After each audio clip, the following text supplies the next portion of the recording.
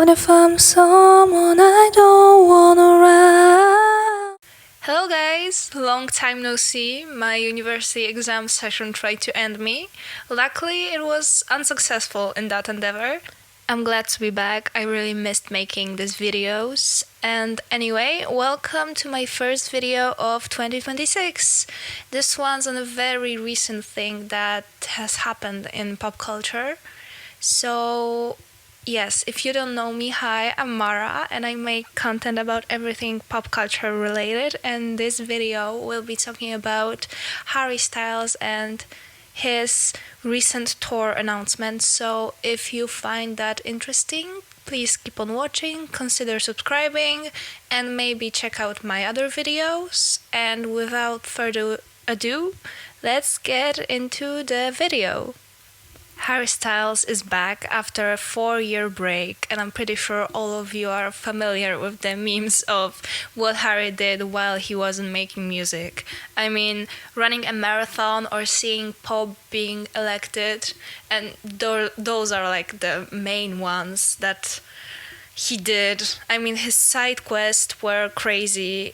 Good for him, I would say, and probably he needed the 4-year break if he took it. So at least I hope so, because I don't know him, that he managed to rest and just basically rest, because I think after the intensity of being in a boy band, I know it's been years and years ago, but still, and then transitioning into a solo artist, quite successful, because he is, I think, undeniably the most successful the most successful person to come out of One Direction. Not that others aren't successful, but if we look at the numbers, it becomes quite clear that he has the most success.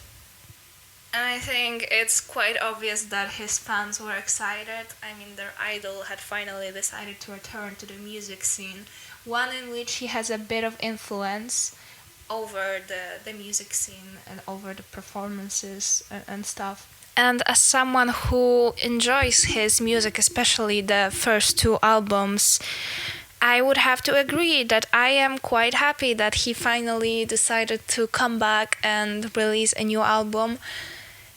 Do I like the first single? I mean, I think I have to get familiar with it more. I need to listen to it more, because my first impression was like, that's not entirely my vibe. Maybe it will become my vibe eventually. Maybe I will like it more, but like I said, my first impression was that it's not quite what I expected from Harry.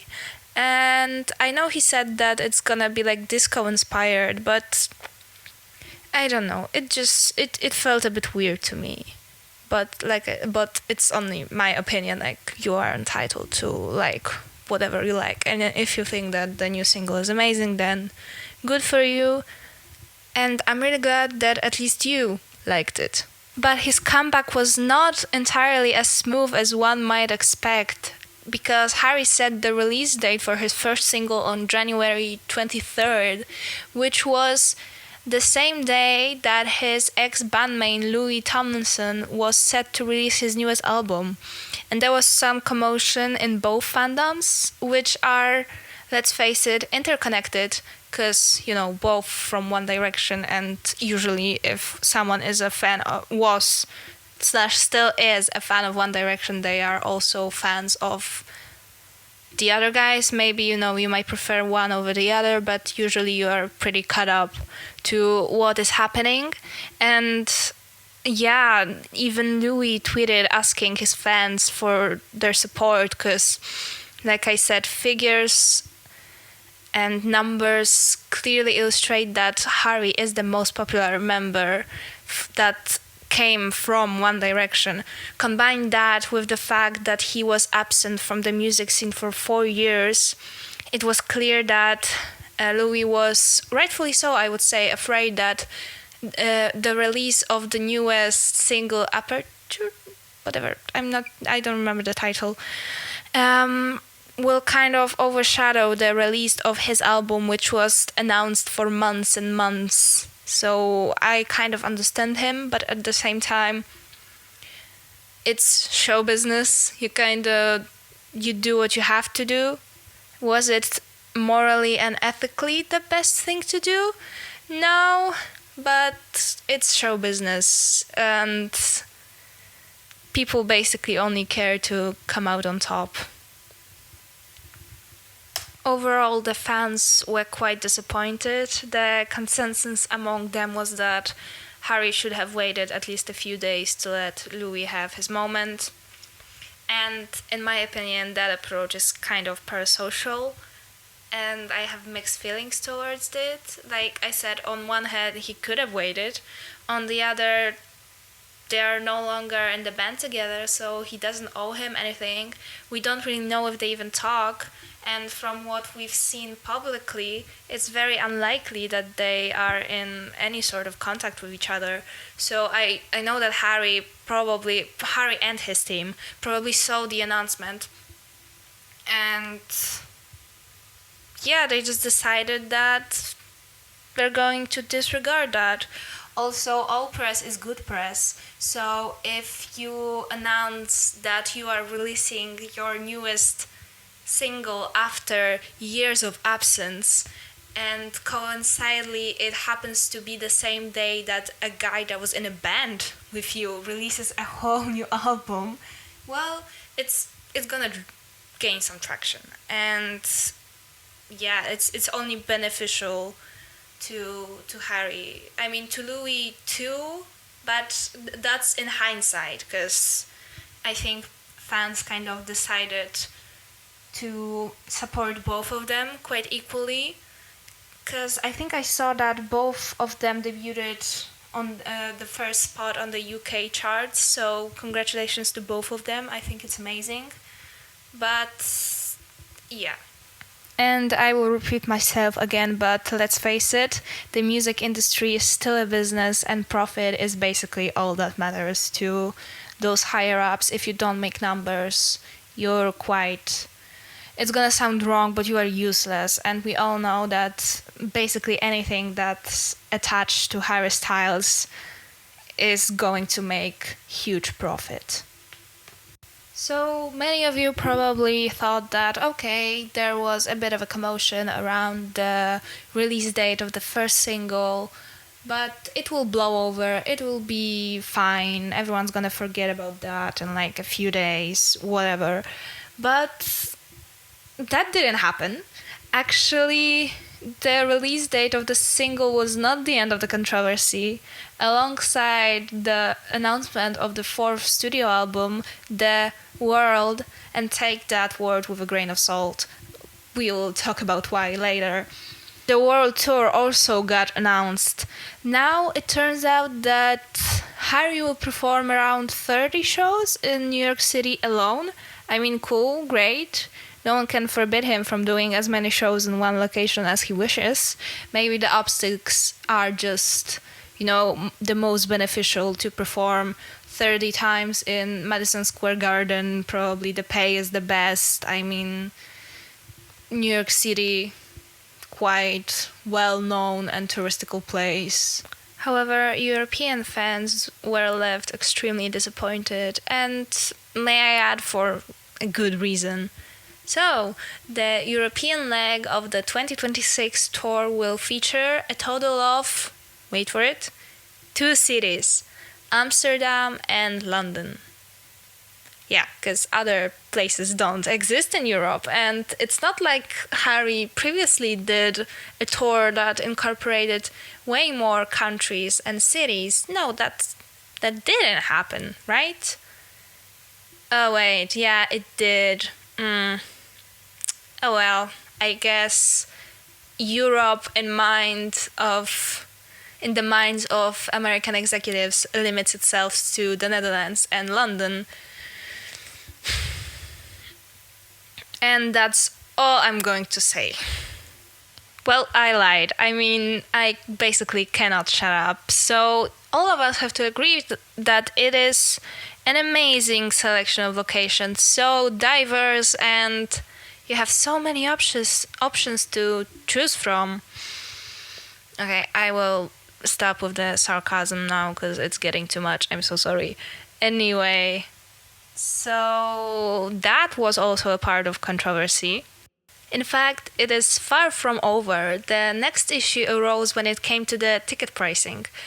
And let's just say they'll probably go down in history as one of the most expensive ones. Some of the pit tickets average around $700, which is a lot of money in under any circumstances, but especially now in the times of economic crisis. You also know it is really bad when people stopped complaining about the prices of the Eras Tour, which were quite expensive, especially in America.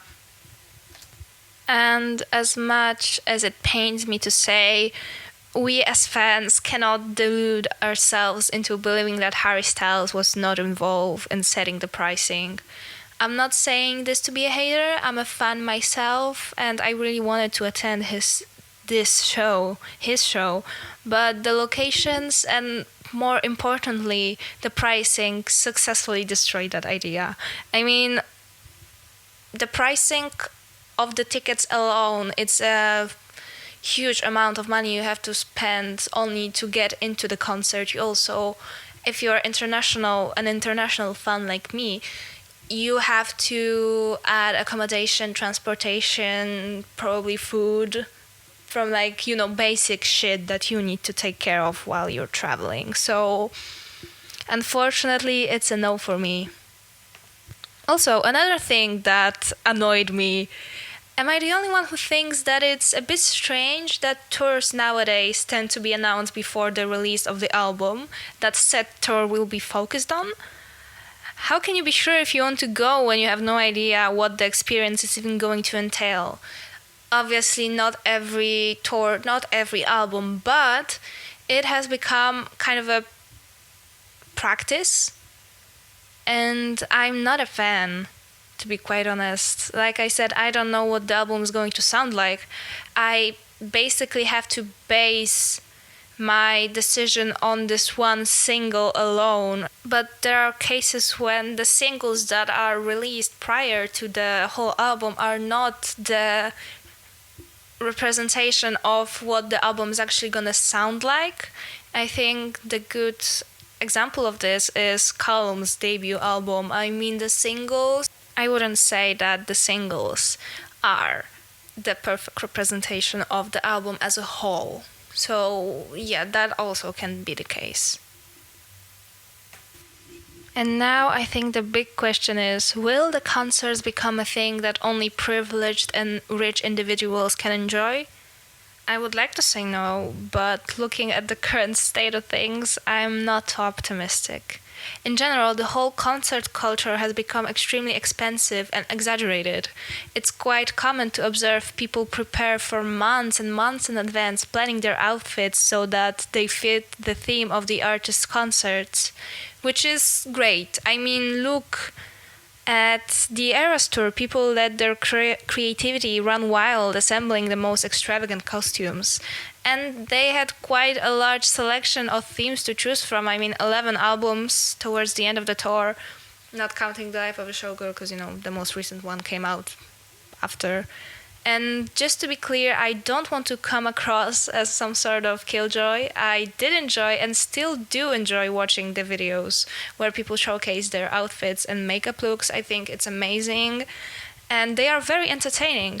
But it puts an enormous pressure on you as an individual to look your best and express yourself in the most creative way while attending the concert at the risk of ending up in someone's TikTok video for being what they consider underdressed, which is quite ridiculous, if I may say so. I think many of you would agree.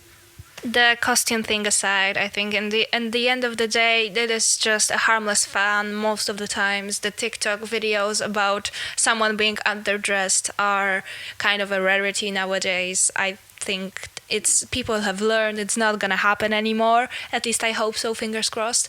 There's another thing that I take huge issue with, and it is queuing before concerts.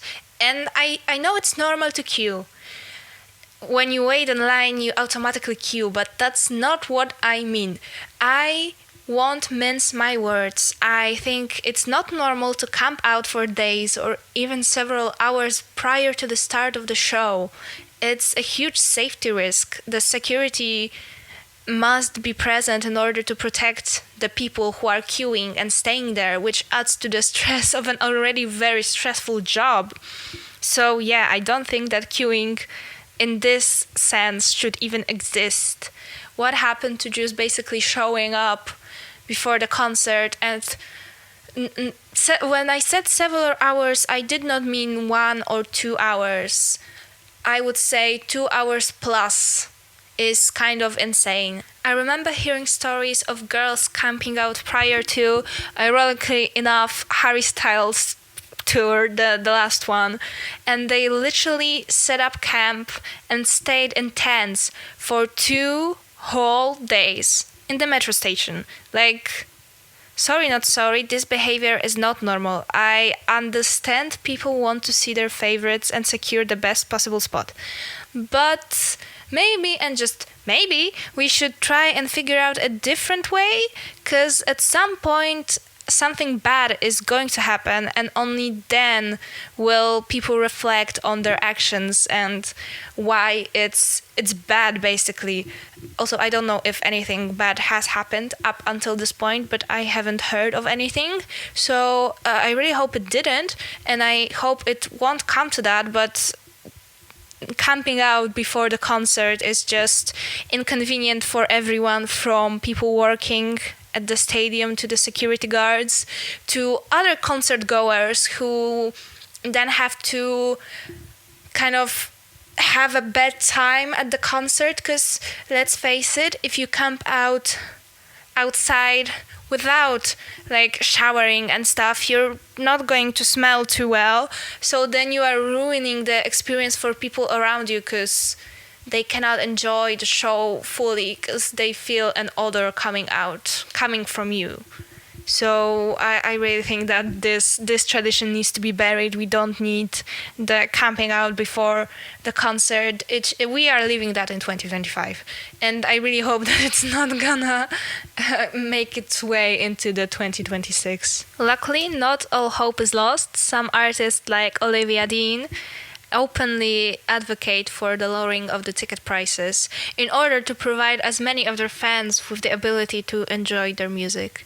And I think more artists should take that route. As someone who is a self-proclaimed music lover and a casual concert enjoyer, I think that they are amazing opportunities for both parties, artists and their audiences.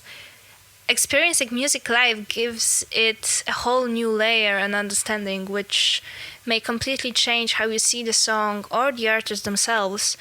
I also think that seeing strangers connecting through the music must be one of the best feelings, especially if you're an artist. Just imagine being someone who creates something that they put their all into, their thoughts, feelings, etc., and then you are out on the stage performing it and just seeing people enjoying it and possibly making connections or deepening the already existing connections. I think it's beautiful. At least if I was a recording artist and I would be performing, then I think that would be the greatest joy of actually, maybe outside of actually writing and creating, then performing would be like the next big thing, but I think you know what I mean. Having said all of that, I really hope that the concert culture will calm the F down, because it's becoming crazy and the situation with it is slowly getting out of hand. And I think that's the sentiment that most concert enjoyers would share. Anyway, if you managed to watch this video all the way through, thank you so much. I really appreciate your support. If you enjoyed it, consider leaving a like, commenting, and possibly subscribing. And maybe check out some of my other videos. Maybe they will interest you. If not, it's also fine. Thank you for being here. And I'll see you guys in the next one. Bye!